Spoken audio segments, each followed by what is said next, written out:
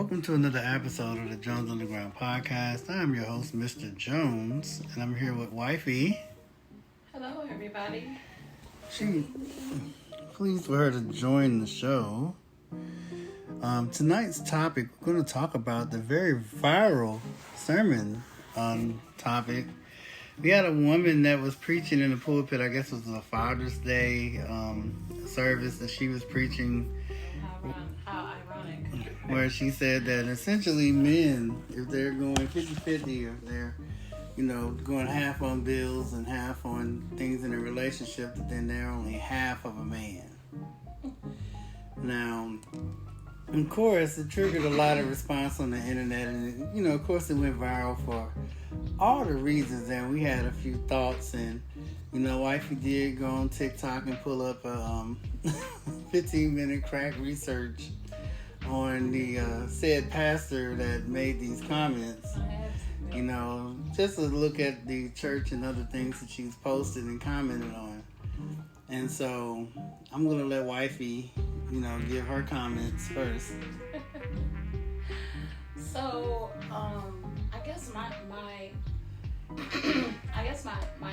thoughts around this is, so it's not just this pastor, right? So this is not the first time that idea has been kind of surfacing among women.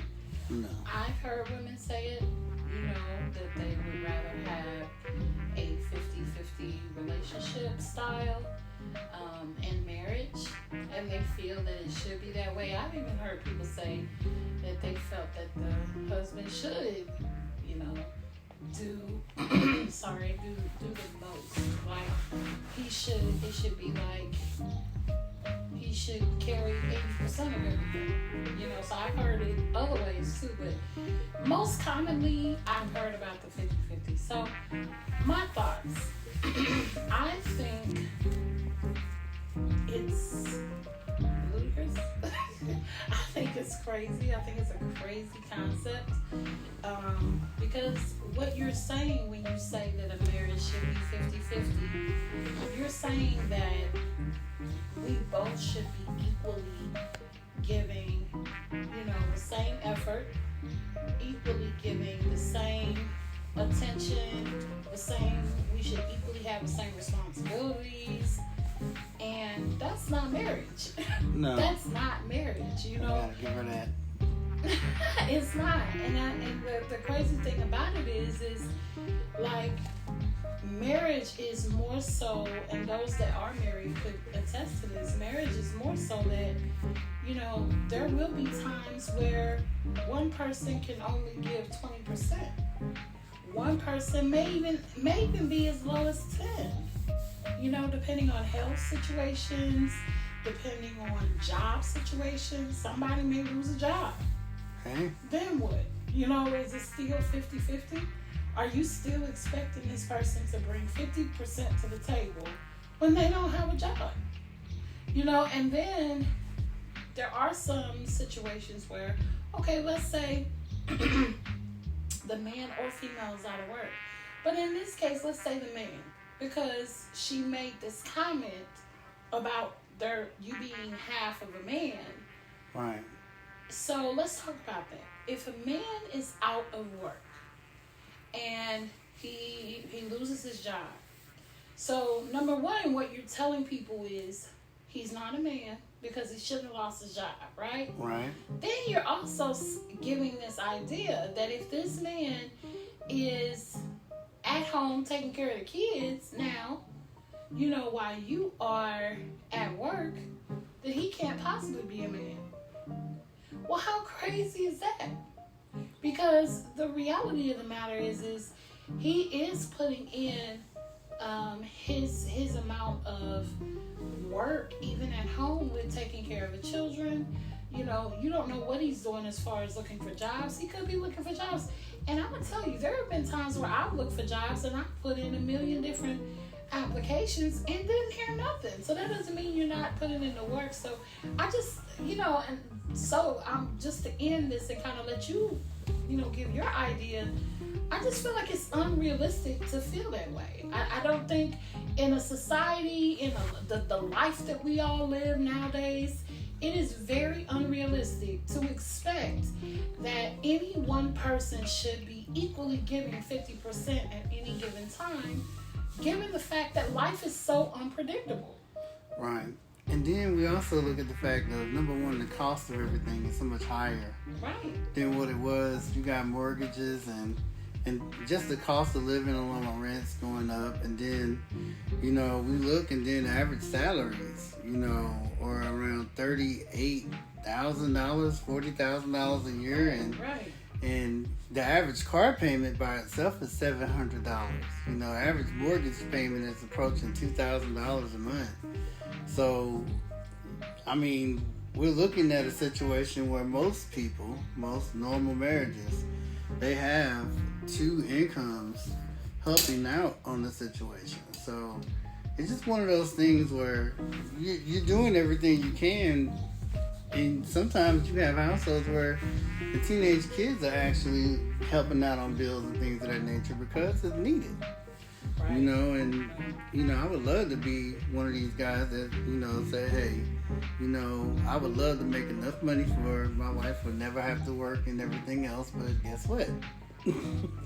We're in a situation where for us to save the money we want to get to a better lifestyle, to get to a better status where we can build kingdom better, be better retired payers, be better off financially.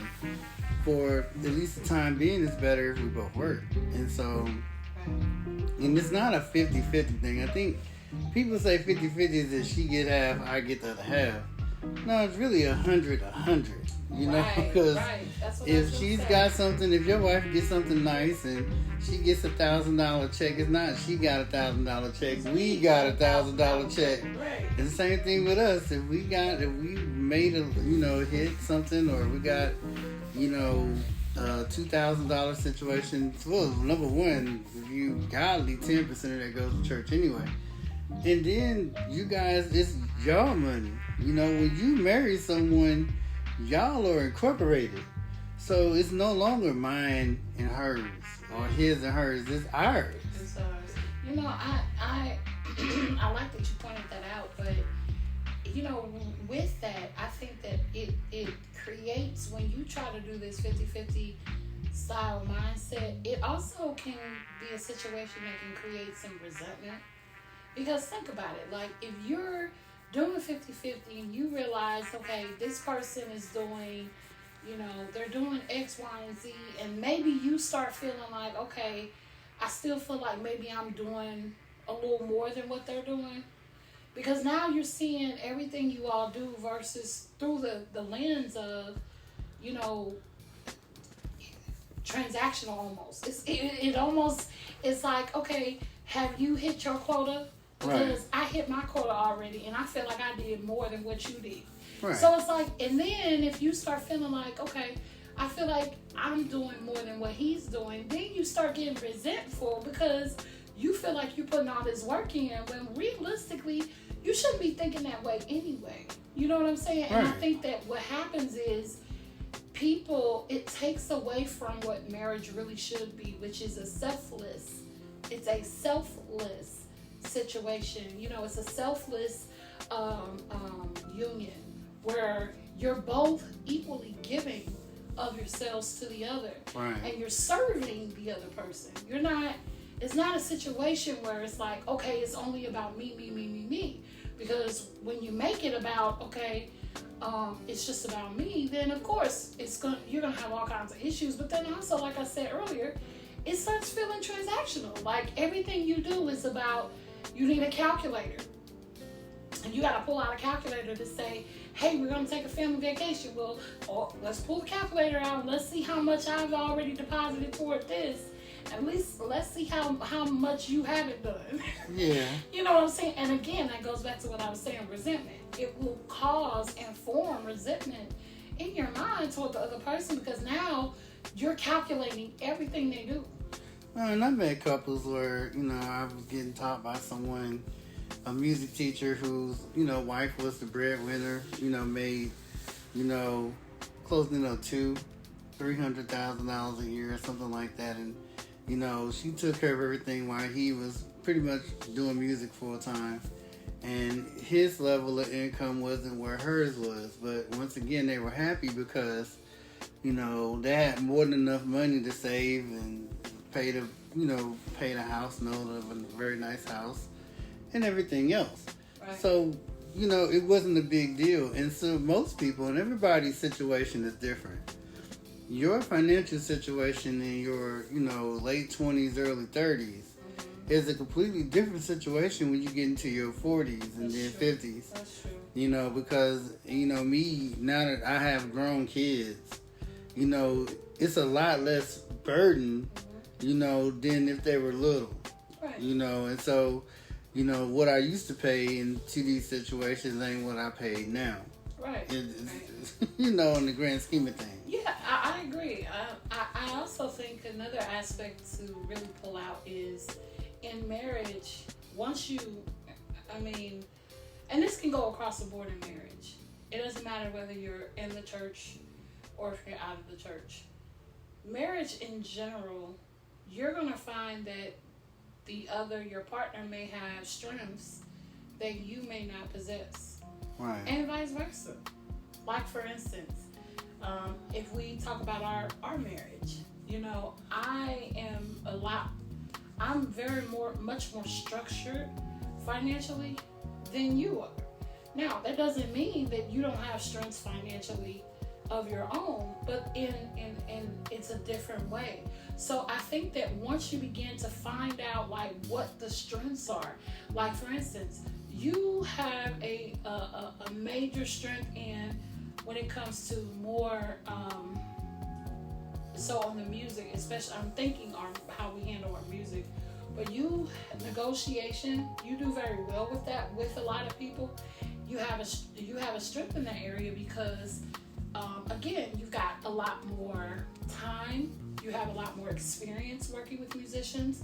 So a lot of times when it comes to finding out what venue or finding out what people are probably right to work with, you tend to gravitate to really good people. And you know, me, I'm not saying I don't do that, but I just know that you have a strength in that area. So for me, in our marriage, in the business that we do musically, it makes sense for me to allow you to sort of lead in that. You know what I'm saying? It makes sense for me to let you have the lead in that area. But then when it comes to more of the contractual, I'll keep trying to say it, side of it, where, you know, getting down to sort of the meat and potatoes of, okay, this is what we can do, this is what we can't do, and this is how we're going to write it up. Right. So that's more like me, you know, and you know that I have a strength in that area.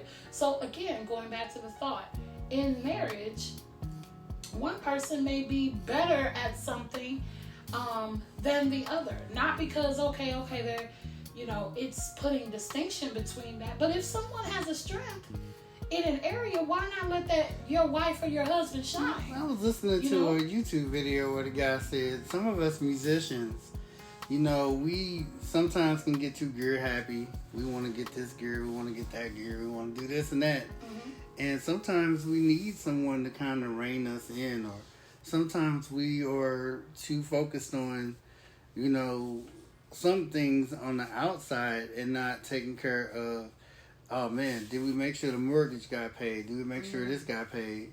Now my thing is, it's always been next man up. So if this bill is due, just go ahead and pay it. And just now it's like, all right, so we paid to the point where we still have something left and we're not broke. Because sometimes you can pay all these bills and then be eating ramen noodles or something crazy. Right. And so the main thing is just making sure that, you know, rather it being, oh, you take half and I take the other half, is, no, who got paid this week?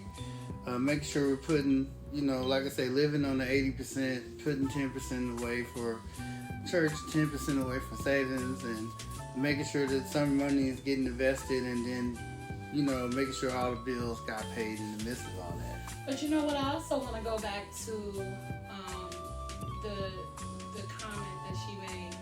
You know, saying basically like, you know, because Adam and Eve, and this is what the preacher said.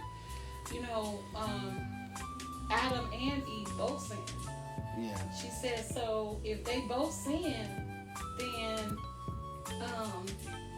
you know, it shouldn't be a situation, you know, where he is saying that we don't go 50-50. Well, in her eyes, she said because they both sinned, her punishment was to have kids and have pain in childbirth. And his punishment was to till and work the field from sun up to sundown. Oh, yeah, she did say that. That's what she was saying. Now, the side of it is like, ma'am, it's 2,000 years later.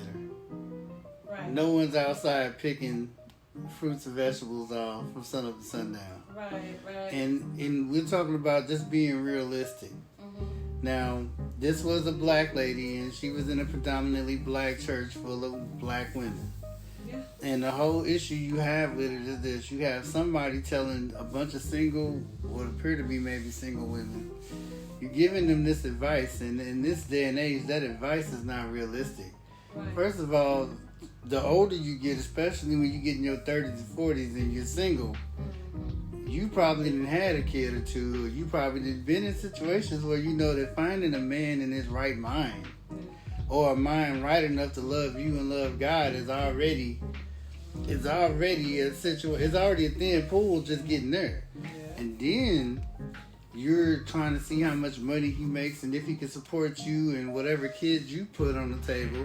If he don't have kids that he putting on the table from a situation already. So, and then there's a lot of women that have kids and they're asking for a man and not have no kids. And you talking about a 30, 40-year-old man. You don't want him to have lived nothing and had no situations before you. Then you want him to have his own place, own car, and everything else. And then you want him to pay whatever you brought on the table along top of him covering what he was already covering himself. Make it make sense. And it don't make sense because, first of all, us brothers are out here, man, I was barely getting by when I was just finally making a little bit of money when my wife met me. You know, finally getting to a stage where I can get to where I can buy a house.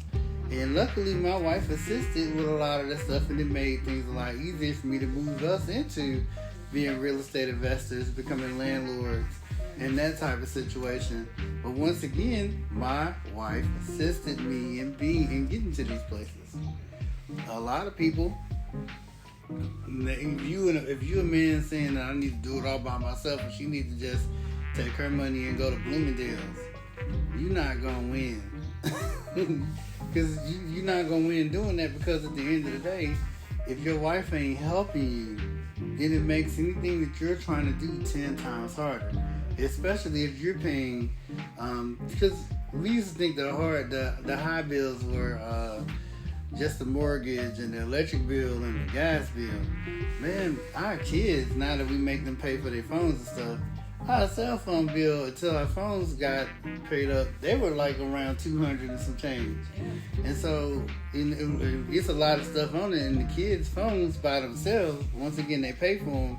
But if they ain't pay their part, that would be a pretty penny. Yeah. And that's the whole situation of the internet is $60, $70 a month, and that's a good deal, because most internet, people paying $100 a month on internet, especially when you work from home. That becomes a necessity now, because, you know, like I said, I work from home, everything else, and if we don't have internet, that wouldn't be able to happen. Right. And when you get through paying internet, you got your water bill, MSD, property taxes in your house are constantly going up, and then don't own another property, and you know a situation go down. So that's my point. And then if you in this season and you paying rent is higher than this rent that's going over what people pay in mortgages, especially in certain neighborhoods that in the city. So you are really looking at a situation where you're going to have to come to Bay and be like, Bay, this is how much money everything costs.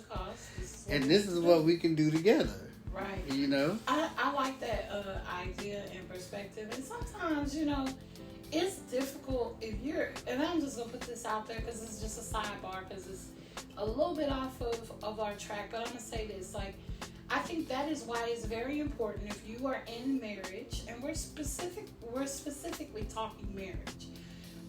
If you're in marriage, it's important for you to first of all, hopefully you've married somebody that you are comfortable talking finances with. I do know that there are some people that happen to get married and cannot talk finances, you know, and so we're hoping that this is a good situation where you can, where you know, you can actually talk to this person about finances. But in the event that you can, then it's important that you kind of put stuff on the table. But I think that sometimes people are so afraid to put on the table what they have. Now, what I mean by that is okay, you're married now. You're not in a previous relationship. Nope. You're not with the person you were with before. So the mindset of I'm scared to put it all out on the table, because what if they do? You're already starting this marriage wrong. Right. You know what I'm saying? You're already starting with a wrong mentality, because the reality is this is not who you've been in a relationship with before. So you have to sort of address certain issues, and you have to handle those issues, because if part of the reason why you don't share with your husband that, oh, you got this account somewhere, you know, I just think that it's important for you to talk about these things, because how are you building with somebody and you got a whole account somewhere else, you know what I'm saying, where you're putting half or 20% or whatever it is, you know what I'm saying, but you're doing that and they don't know. You know, now I'm not saying people do their own thing, right? What I am saying is I do know of couples where a woman does have her own account somewhere, right? But the husband is still aware that she has this account. Yeah. And the husband knows that she's putting money up in there, and they have no problem with it. I'm talking about when you just don't want to talk about it at all. No. You're being almost deceptive, right? So I didn't want to get too far into it, but I do want to at least point out the fact that, you know, to get to where you're talking about, you have to be open in the marriage. You have to be open enough to talk about the things that are necessary. And you know, I think before you get married, you should be talking about expectations, because I would hate for anybody to get married and before they get married, everything looks gravy, and then you get married and all of a sudden they looking at you like, oh, I need you to do this. And the reason why I, you know, number one got the apology is because we talking about marriages. Right. This was a conversation that came across the pulpit. Mm-hmm. And when you say something across the pulpit, especially when you're the one that posted it. Yeah. This is not a situation where, you know, this came from somebody that saw this situation, or maybe somebody out in the crowd caught what this lady said or whatever. No.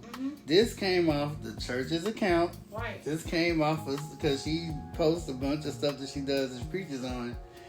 And then you also have to look at, like I said, it would be one thing if this person wasn't saying something that was weird all the time. Right. You know, and because it wasn't just what she said. It was the fact that the musicians were backing her up. They were ready. I was like, go ahead, musicians, get your money, man, get your money.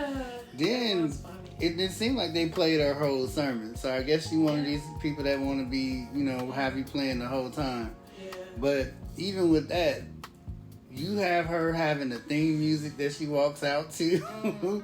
Like she's, you know, it's almost like professional wrestler type situation where she finna come out and she finna slam you with the word, she finna put the Satan through a table when she get off into pulpit. And it's like, you know, let's just put it there. You know, you have to really be careful in this day and age what church you go to, who you let teach you. Even if somebody saw this on TikTok, it would influence them to think, well, I need to just get with a man. First of all, you need to get with a man that love God.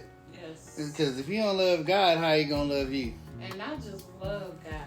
He needs to be a man that is following God, who is, and I pray that he is saved, sanctified, filled with the Holy Ghost. I hope he is, because I'm gonna be honest with you. We're in a society now where everybody got a relationship with God, but for some reason everybody got a relationship, but nobody's living according to the Word of God. Right, and then So, and I just want to point that out because there are a lot of single women that are out now looking for guys, and the first thing they want to know is if this guy is a man of God, if he's in church, if he's saved, and everybody thinks that they're a man of God. Everybody, but then I have met men that literally are smoking weed, got guns all in the house, and they literally feel that they are a man of God. You know what I'm saying? So yeah, I'm sorry. Just got through a little bit, but it's the truth. They really feel like they are a man of God, and that's not the case. And then some women, because they're desperate or because they really just want to be married, will fall for that, and then God forbid he start beating up on you, and the next question is. But I thought he was a man of God, No. And so it's just, you got to be very careful. You got to really, the Word of God tells us what to look for. The Word of God tells us, you will know, it says you will know them by their fruit. So the thing is you got to take the time, get to know if this guy is a man of God, if he does serve God, yada, yada, yada. But even outside of that portion, once you find out that, then the next step would be, okay, what is his ideas of marriage? What does he think marriage looks like? And I think it's important. I think when we got together, that was one thing I said to you. I'm like, well, what do you think? What do you see marriage like? What is your idea? I think you was asking me, like, would I get married again? And I was like, definitely. Yeah. And then the other side of it was, I wanted to, having my failures with people that really didn't want to come to church or be a part of church. It's very important for me that if I was going to get married, it was with someone that, number one, would be in church, but be okay with being with me in church. Now the other side of the situation is, while you looking for, if you single, you looking for someone, on both sides of it, I just think y'all need to learn how to pray together. Everybody's situation is different. The lady might have a house, the dude may not, or the dude may have a house, the chick may not, so y'all might move in with each other, or y'all might, you have to be able to, before you get married, and in the getting to know somebody phase, before you jump into bed with somebody, all that other good stuff, you need to understand, is this person, can we come to the table together? Right. Because you don't want to get married and then you have all these, stuff that you got to dig out. All these past situations start coming to fruition. And then this person got so many secrets or so many good stuff that you didn't know before you got married and moved in together and started piecing things out. Right. Some stuff that would even be a deal breaker if you knew about it. Like red flags, but that's all down the line. But the main point is, and then if you ain't married, why are we talking about you being 50-50 with someone? Because if you buying cars and putting your name on stuff with somebody you ain't married to, you prepare to find out the hard way. It's a stupid thing I have done, and I have gotten a car for somebody before. I have signed on things for people before. Yeah, somebody very, very stupid. If somebody wants you to co-sign on cars and pay bills in their name, or put your bills on stuff, or have you paying the cell phone bill for them and stuff like this, if you willing to do that, then this person needs to be willing to marry you. Right. And I ain't talking about 6 or 7 months from now. I'm talking about like, no, go to that courthouse. Yeah, let's do it. Get married and then get the wedding. Because which one is more important, the marriage itself or the wedding?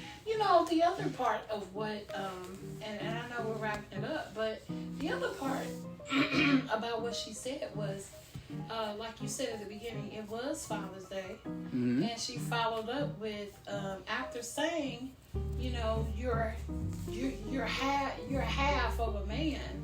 If she then said, women, because these men go through a lot. that they're broken too. And these men are broken too.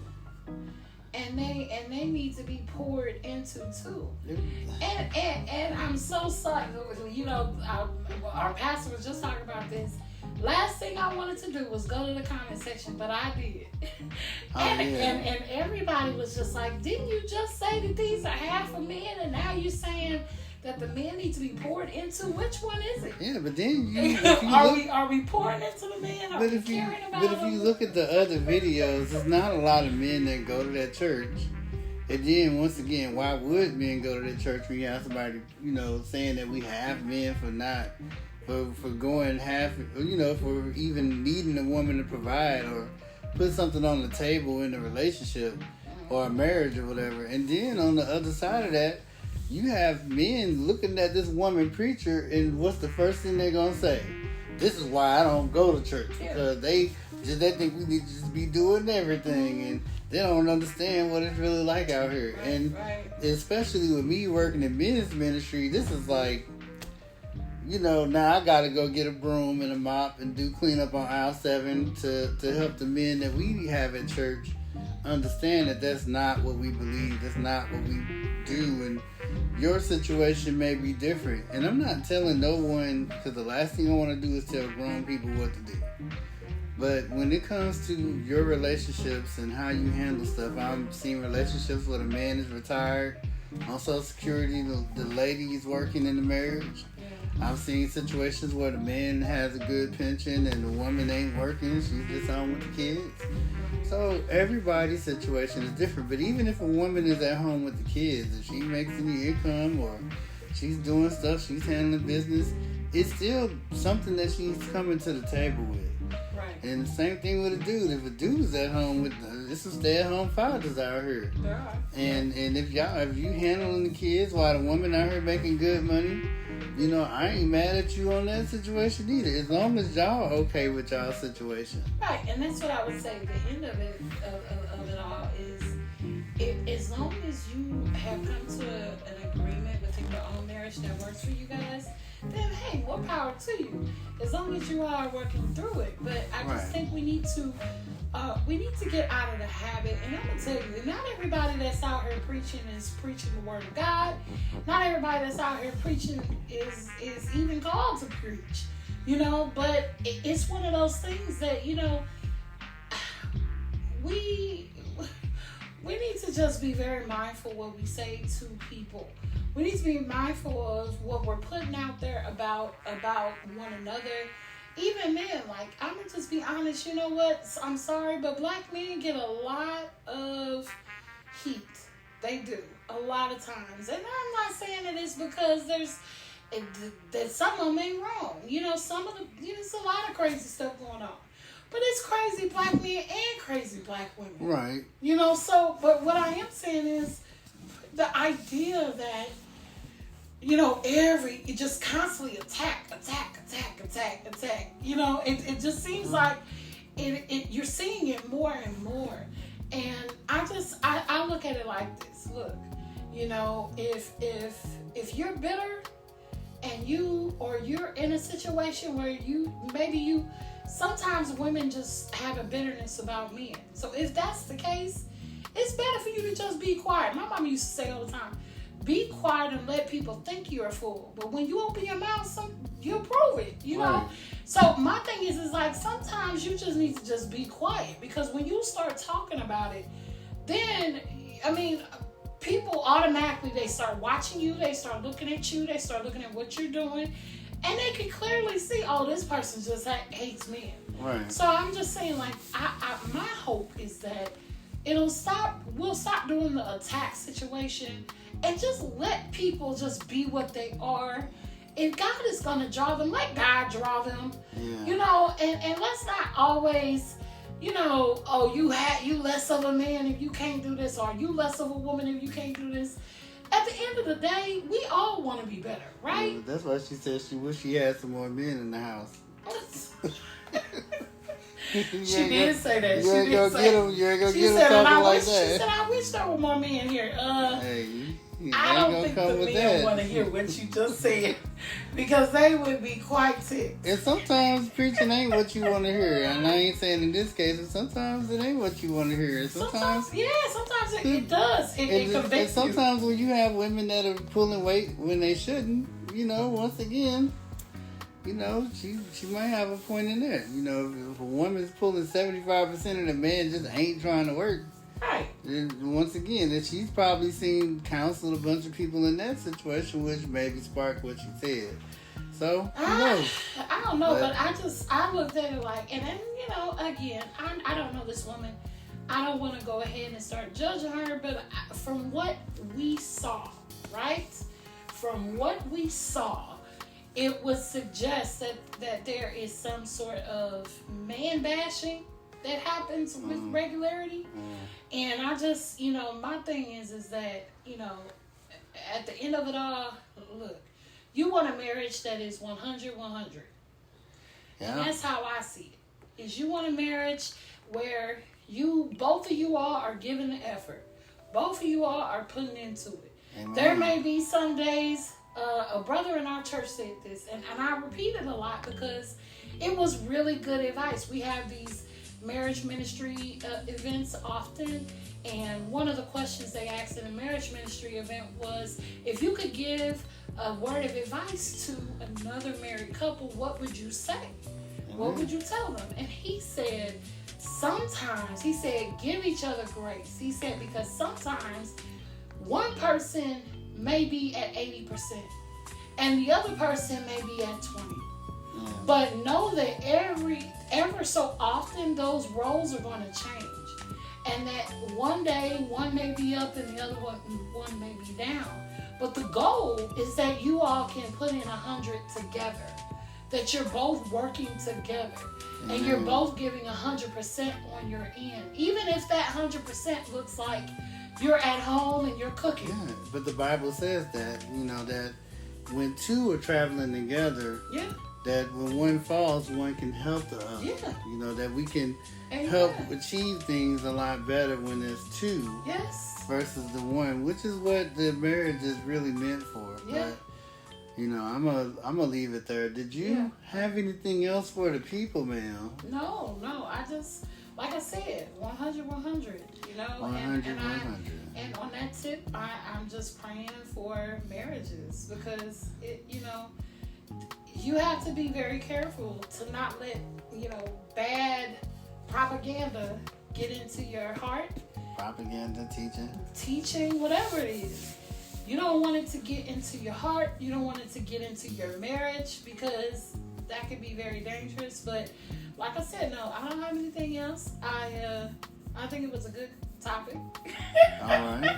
It's a loaded one though. It's one of the ones that could branch off into something else. So maybe we need to have a part two. We can do a part two, and we also have another topic we're getting into later. But on that account, as we wrap up, I just want to give a special thank you to Pastor Bishop Eric Battle, Suffragan Bishop Eric Battle, who definitely blessed us with some new equipment. Yes. And man, he sounds so good. And shout out, Pastor. Hey, we'll get back to doing video podcasts too.